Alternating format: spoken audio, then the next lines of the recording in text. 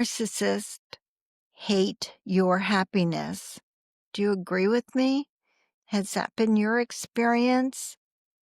Let me know, because I have to ask, why is it that the very moment that you laugh or you shine with joy, it feels like the narcissist has to cut you down?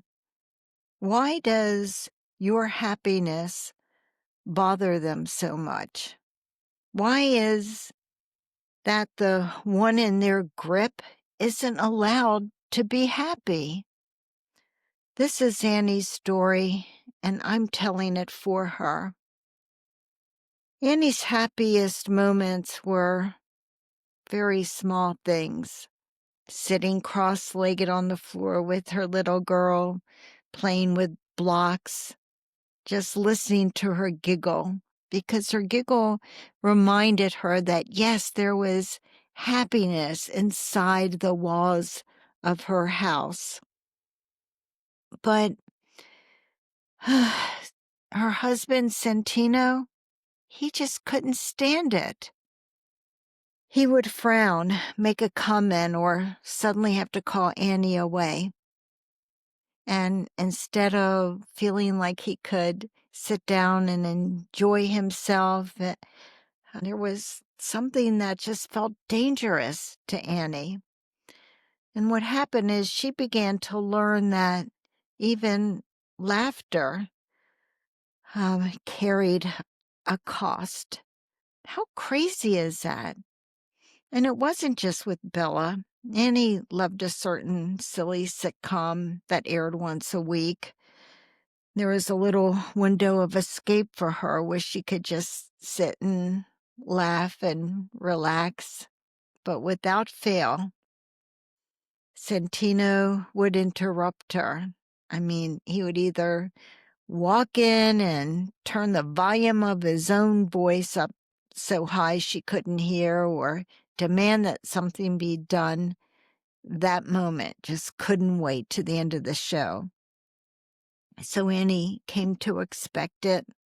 She tried to actually hold back her smile and laughter as to not draw attention to herself.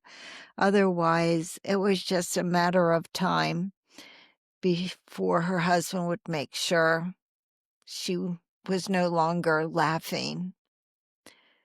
So slowly and without noticing, her light started to dim. She stopped feeling like she could laugh. She would silence her smile before it reached her face. Because in that house, joy itself was treated like a threat. Sadly, I think you might recognize the pattern that I'm talking about. So the narcissist just doesn't want to control your actions. They want to control your spirit. Your joy reminds them that you are independent, that you can feel complete without their approval. They hate that. And also, it just terrifies them. They can't stand your laughter because it isn't about them. They can't bear your happiness because it proves that they're not the center of your world. And so what they do is they punish it.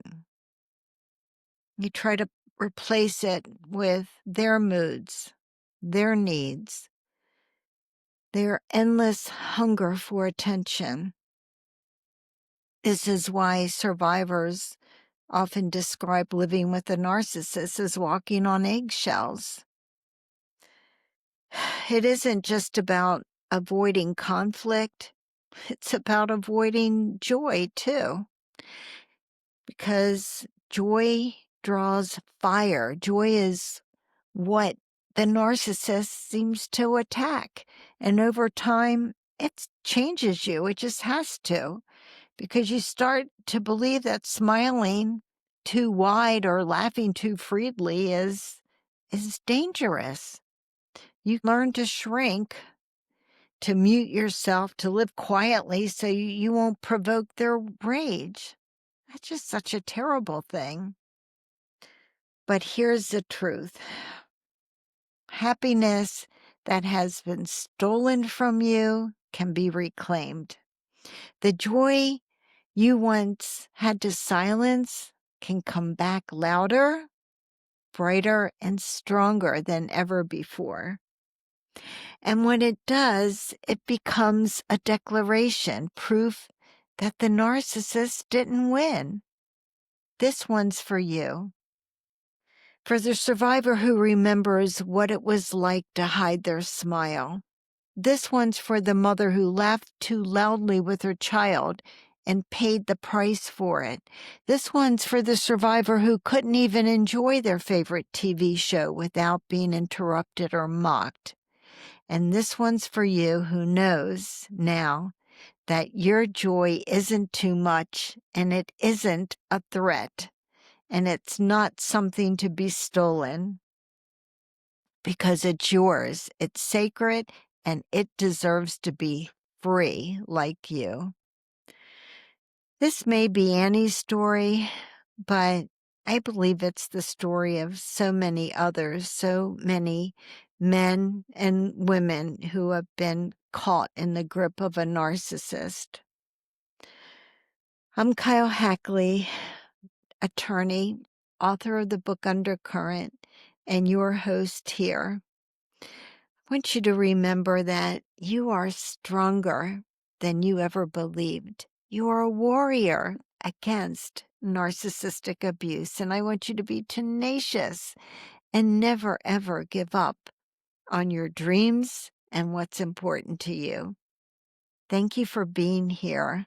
Thank you for staying until the end because I know that you're here.